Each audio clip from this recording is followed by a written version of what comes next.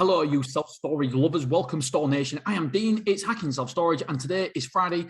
I normally record these episodes in advance, especially the monthly ones, because it's come out on the 16th, obviously, 16th of September. The monthly ones are normally done and dusted by early part of the month. But this week, I've been looking for self-storage to buy and set up in Devon and Cornwall. I spent a few days down there. Loved it, by the way. Loved it. No one told the wife I was there. I've got my little camper van. I was sleeping in Payton. I was sat in Payton, and yeah, it was wonderful. I was on the beach, and I was just woke up in my camper van, and it was fantastic. Anyway, so if you have a self-storage that you're interested in getting an evaluation and you might want to sell, get in contact, deanbooty@icloud.com, deanbooty@icloud.com. I'm really interested now in acquiring self-storage facilities. I want to grow. I want to grow and go. So yeah, get in contact. Right. So what we're doing on this episode is I'm going to be fairly quick because I'm meeting my wife for lunch, and also Jojo finishes today. My awesome VA, she finishes very soon, so I need to get this episode done and dusted so she could get it on iTunes. So today we're going to talk about August figures at Willerby, and then we'll go to August figures for Clough Road next week as well. Was it a good month? Was it? Fuck. Yes, I said fuck. It was a horrendous week. However, I need to put that as a caveat. I need to put a caveat in that September's been awesome for Willerby. It's been fantastic so far. The reservations have been brilliant. We're 1,000 square foot up on the as of the 16th, so it's been really good, fruitful. I've loved it.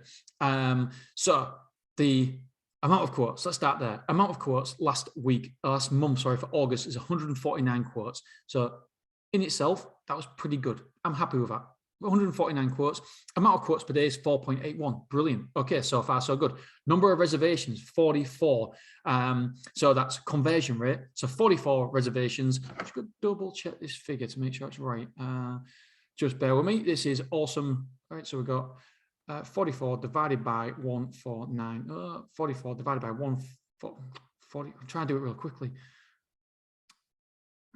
Yeah, it is wrong. The conversion number is wrong. I thought it looked wrong. I've got it here as 36% conversion. I'm like, that's not a 36% conversion, because that'll be over 50 reservations. See, I'm good at maths.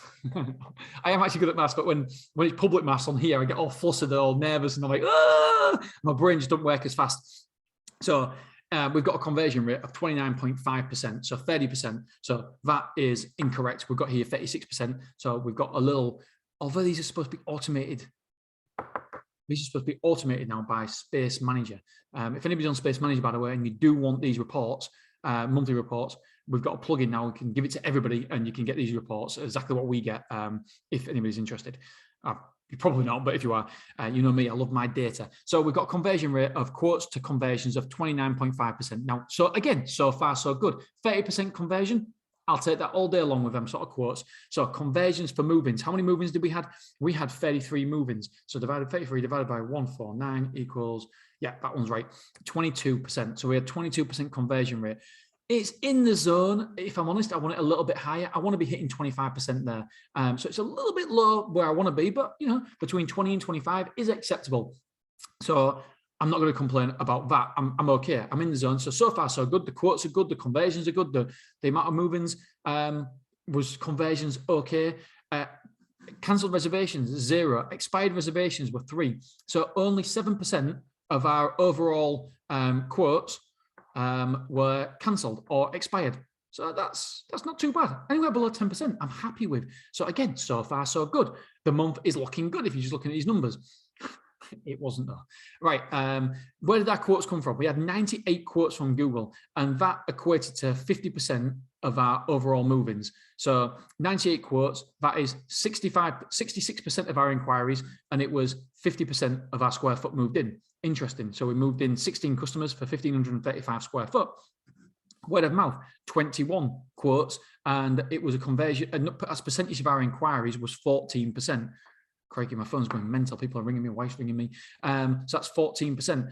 And it equated to just 9% of our overall square foot moved in. So you'd expect that word of mouth would be higher. You'd expect word of mouth, you'd expect the percentage number of inquiries, you would expect the percentage number of square foot to be more than the percentage number of inquiries. It normally works out because they're a hot lead, they're a warm lead, because they've spoken to somebody who knows, likes, and trusts you, obviously. So word of mouth should be a little bit higher. But again, it's only a small sample size. It's only 1 month, and so normally that figure is higher.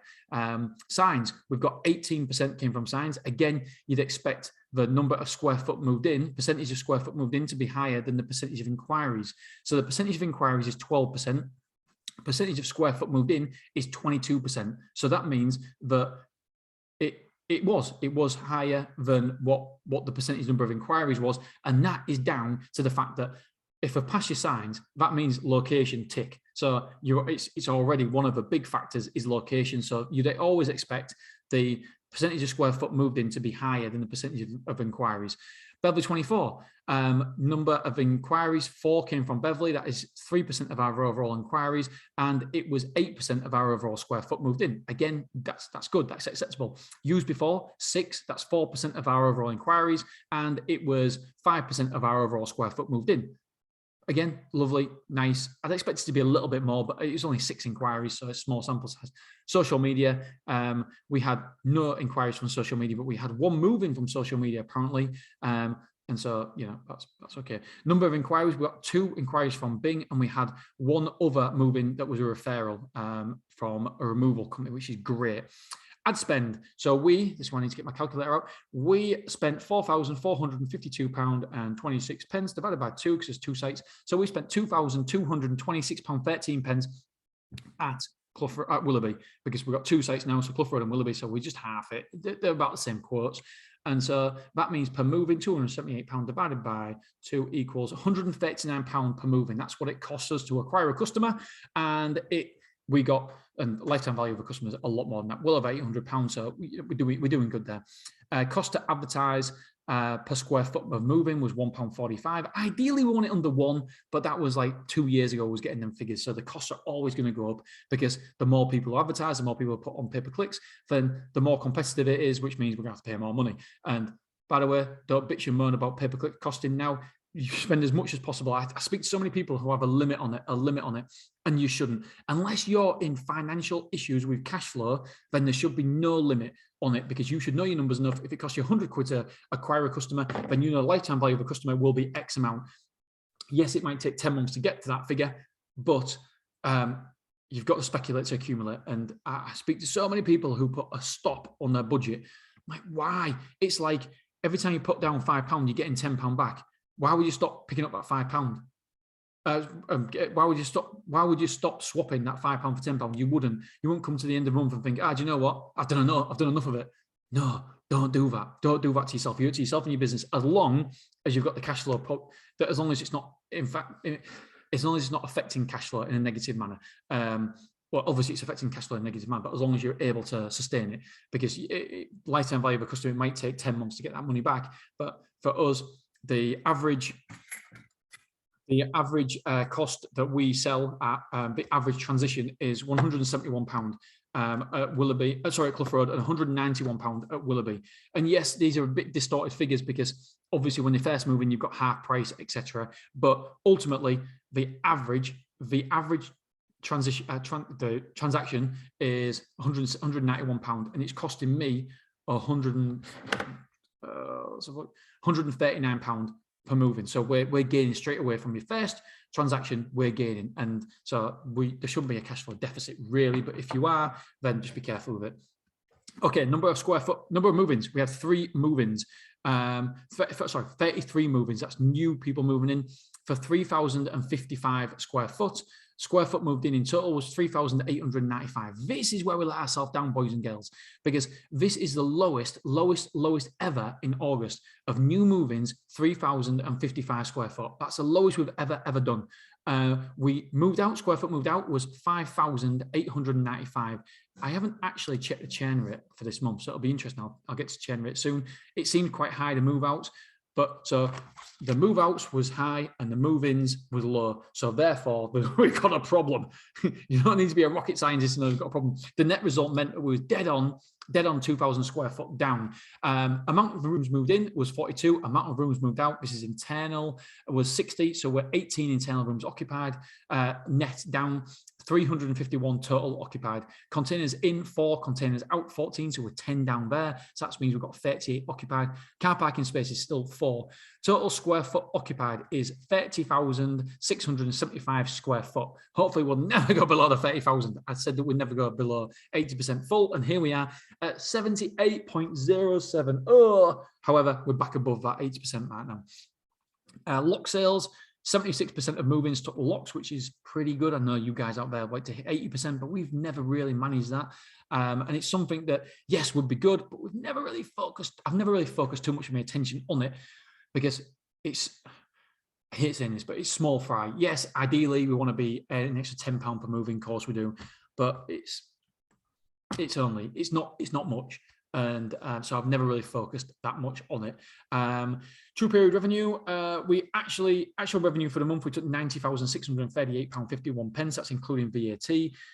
We was up from last month for £601.53, which is good. Insurance, let's have a look. Total amount of new customers insurance. So for the month, 161,000. That's an average of £4,878 as average. So it's near the £5,000 where we want to be. The Luton was rented out just 15 times because it was off the road. We're a total van rental of 825. The van rentals around us are berserk at the minute. People, they're always out of stock. So maybe we can put up our van rental price now. It's free van hire, but we charge insurance. So maybe we can put up a little bit. We've only got 3 Google reviews, but they're all 5-star. And we got 2 product reviews on FIFA as well. Let's have a look. Here we go. I can tell you the chain rate square foot. And then I'm going to have to shoot my friends because I'm going to be late for my meal with my wifey. Chain rate, chain. Let's have a look. Frickety frick. Oh, no, that's wrong. 50%. I was like, what? And that was the wrong one. What? It says 60%. That is wrong.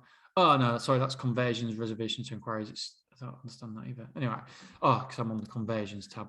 Right, square foot, here we go. Yeah, it's high. It was high, like expected. So chain rate based on square foot, which I think you should always do rather than on units, is 18%. But for those of you who like square foot, chain rate based on units, we do that as well, just so we can compare other people, 19%. I want to be below that bloody 10% mark. I want to be below it. So we lost basically 18% of our customers in terms of square foot last month, which is too high. It is too high. The more mature a site gets, the lesser chain rate. The previous month was 16. The previous month before that was 14. And it was 12, 13, 15, 13, 17, 17, 20. So this is the most for 1, 2, 3, 4, 5, 6, 7, 8, 9. This is the most for 9 months, the chain rate. And it's in August as well. I'm just hoping. Let's see what last December was. December 21. I get scared in the winter. Not just because it's dark. I get scared because people move out. Yeah, in December, it was 17%. Then it was 17% in January. Let's have a look what August was a chain rate last year. Just to compare. I haven't actually checked this, which would be good to see. To be fair, the chain rate was eerily similar. The chain rate was 17%, so it's only 1% more, which is interesting, very interesting. And at this point, last year, how many square foot did we have? Yeah, we're about 1,000 square foot down from this year to last year. So do you know what? In the grand scheme of things, I don't actually think that's bad because we had the inflation for coronavirus. So we inflated their occupancy, and at some point, it did have to come down a little bit. But yeah, so it's 82.59%, and we're currently at 78%. So we've added some new units in. It says here we've added some more containers, so that's not strictly true. We haven't lost that. So if we look at square footage, yeah, we've lost exactly 1,100 square foot. So in a year, 1,100 square foot down, which is never good. But I'll tell you what, I'm going to look at the revenue. Let me just check the revenue from I fucking love it. This is why I never get off in numbers. I go into the accounts and I'm like, oh, look at this, compare. Ooh. Let's have a look at the revenue because, as you know, we've lost 1,000 square foot in a year.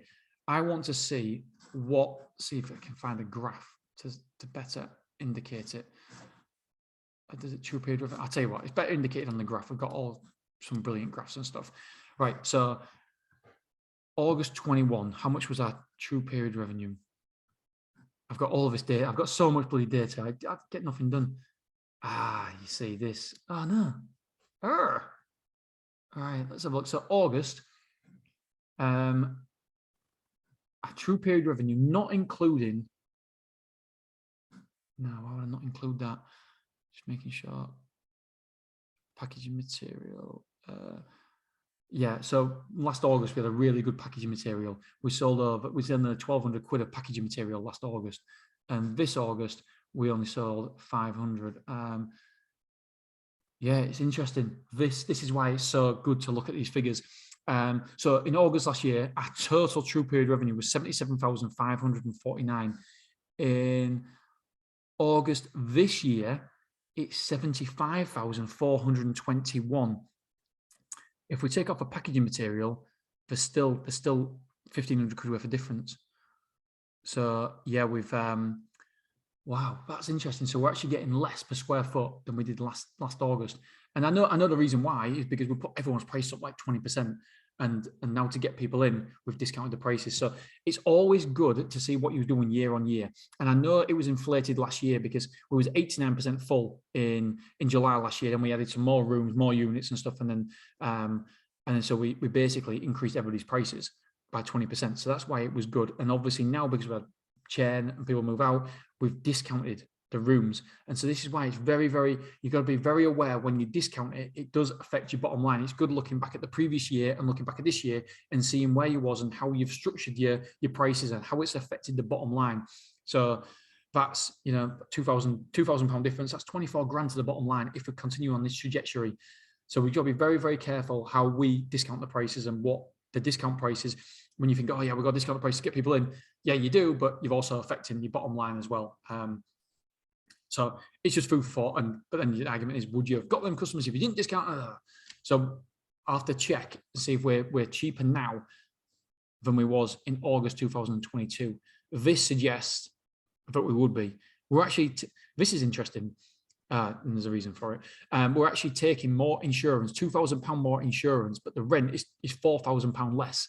That's very, very interesting. And the reason that'll be such difference is because the only one reason is because all the price increases we actually put through as price increases to insurance, because for the purpose of VAT, etc., it's better for us.